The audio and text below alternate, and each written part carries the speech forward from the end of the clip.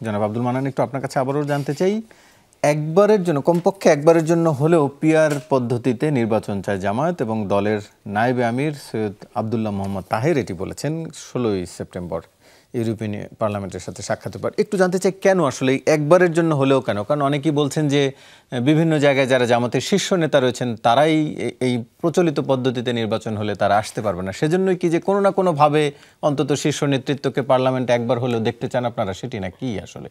না, যদি দেশের জন্য হয় তাহলে তো সবসময় চাওয়ার কথা। এটা ঠিক না।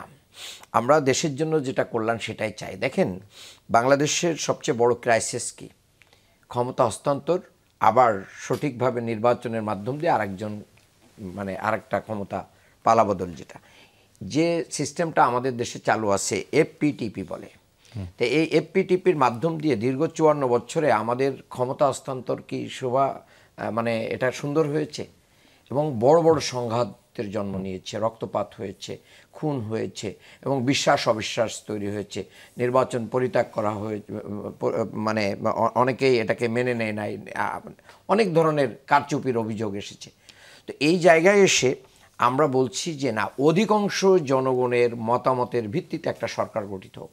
দেখেন, বাংলাদেশে যদি আপনি ক্যালকুলেশন করে দেখেন, যারা ইতিপূর্বে সরকার গঠন করেছে, আমি আওয়ামী লীগের আমলের তথাকথিত ভোটের কথা বলতে চাই না, এর আগে যারা 33%, 37%, 38%, সর্বোচ্চ 42% পর্যন্ত ভোট পেয়ে সংখ্যাগরিষ্ঠ আসন পেয়ে কিন্তু ক্ষমতায় চলে যায়।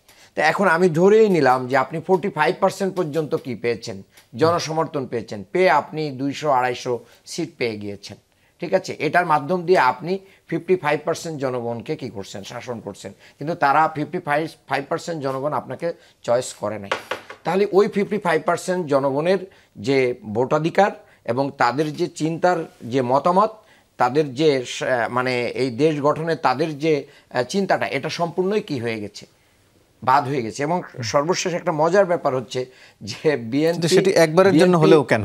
বিএনপি, আমি এটাই বলতে চাচ্ছি, বিএনপি 33% ভোট পেয়ে মাত্র 29টা সিট পেয়েছিল, কোনো কাজে আসে নাই, তাই না? এই যে জায়গা যদি পেয়ার থাকতো তাহলে বিএনপির অবস্থান কিন্তু ভালো হতো, ক্ষমতার ভারসাম্য হতো, ফ্যাসিস্টের পদ রুদ্ধ হতো। আমরা পরীক্ষামূলকভাবে বলেন বা যে কোনোভাবে বলেন যে বিএনপি বলছে যে এটা কেউ বোঝে না, এটা কারোর মাথায় নাই, এ পিয়ার রান্না করে না খায়, বহু ধরনের বক্তব্য দিচ্ছে। যার কারণে আমরা বলছি যে জনগণ যদি একবার পেয়ার সিস্টেমে অভ্যস্ত আমরা করতে পারতাম তাহলে এর সুফলটা বুঝতো।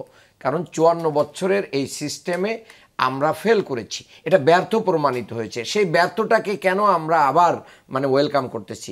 পৃথিবীর 91টা দেশে তো এই পিআর সিস্টেম চালু আছে। হ্যাঁ, আপনার এক এক দেশে এক এক সিস্টেমে চালু আছে। আমাদের জন্য যদি আমরা পিআর সিস্টেমকে রিসিভ করতে চাই তাহলে রাজনৈতিক দলগুলোর ঐক্যমতের ভিত্তিতে আমরা কোন ধরনের মিক্সড পেয়ার সিস্টেম আমরা গ্রহণ করব সেটা মতামতের ভিত্তিতে হবে।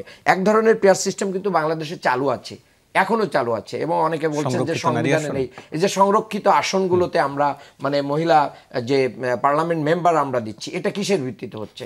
এটা তো আনুপাতিক হারেই হচ্ছে। তাহলে এটা আনুপাতিক হারটা তো আমাদের সংবিধানের অংশ হয়ে আছে, কাজেই এটা গ্রহণযোগ্য না। গত যে 3টা টার্ম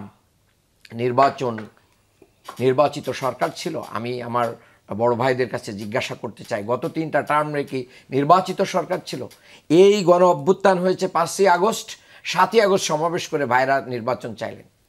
দেখেন, সংস্কার জন্য, বৈষম্য দূর করার জন্য যে রক্তটা দিল সবাই মিলে, ভাইয়েরাও দিয়েছেন, আমরাও দিয়েছি, সাধারণ মানুষ দিয়েছে, ছাত্র জনতা নেতৃত্ব দিয়েছে, সবারই কন্ট্রিবিউশন ছিল।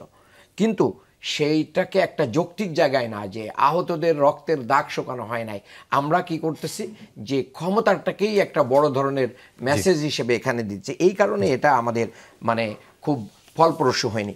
আর দ্বিতীয় একটা কথা, আপনি আলোচনার ভিতরে ডাকসুতে নির্বাচনের পরেই আমরা মনে হয় একটু উঠে বসে লাগছি না, আমরা এই পিআর এবং লেভেল প্লেইং ফিল্ড, এটা 19শে জুলাই আমাদের যে সেখান থেকেই তো আমরা তার আগে থেকে চাচ্ছি। আন্দোলন না তো, এটা হচ্ছে জনমত তৈরি। এটাকে যদি আপনি বিক্ষোভ বা সমাবেশকে যদি আপনি আন্দোলন বলেন, আন্দোলন কেন? আমরা কোনো জিনিসের গুরুত্ব বোঝানোর জন্য এদেশে কি হয়, সমাবেশ হয়, বিক্ষোভ হয়। কেন হয়? যে মানুষ যত এর গুরুত্বটা, এবং যারা ক্ষমতা আছেন, যারা এই ঐকমত্য কমিশনে আছেন, তারা এই যে আরো একটা মাস সময় বৃদ্ধি করেছেন, তারা এই সময় বৃদ্ধি করে করে এটাকে কত দূর নিয়ে যাবেন? তাহলে আমরা যে ফেব্রুয়ারিতে নির্বাচন চাচ্ছি, সেই নির্বাচনটা কি অনিশ্চয়তার দিকে যাবে? এই দিকে আমরা যেতে যাই। জামাত ইসলামী কিন্তু বারবার বলতেছে যে ফেব্রুয়ারিতে হোক এবং ঘোষিত সময়ের ভিতরে হোক। আরেকটা জিনিস জামাত ইসলামী যেটা বলতে চাচ্ছে সেটা হচ্ছে বাংলাদেশে স্থায়ী রাজনৈতিক বন্দোবস্ত হোক। এই তথাকথিত একটা সিস্টেমের মাধ্যমে আমরা সবাই চায়, হয়তো পদ্ধতিটি আলাদা আলাদা। তত্ত্বাবধায়ক সরকার কিন্তু সবাই প্রথম দিকে চায় নাই, কিন্তু এখন কিন্তু তত্ত্বাবধায়ক কিন্তু বিএনপি শুরুর দিকে যখন তত্ত্বাবধায়কের আন্দোলন হয়েছিল বিএনপি চায় না। আন্দোলনের মুখে 96 আন্দোলনের মুখে কিন্তু তত্ত্বাবধায়ক সরকার দিয়েছে। সেই তত্ত্বাবধায়ক সরকারের সুফল কিন্তু সবাই পাইতেছিল, কিন্তু শেখ হাসিনা এটার পক্ষে আন্দোলন করে সে এবার এই যে মানে মেজরিটির ভিত্তিতে বাদ দিয়ে গেছে। আমরা বলছি যে ক্ষমতার ভারসাম্য তৈরি হবে, ফ্যাসিস্ট তৈরি হবে না, নিয়োগ বাণিজ্য মানে নমিনেশন বাণিজ্য হবে না, এবং চাঁদাবাজি দখলবাজির রাজনীতিও বন্ধ হবে।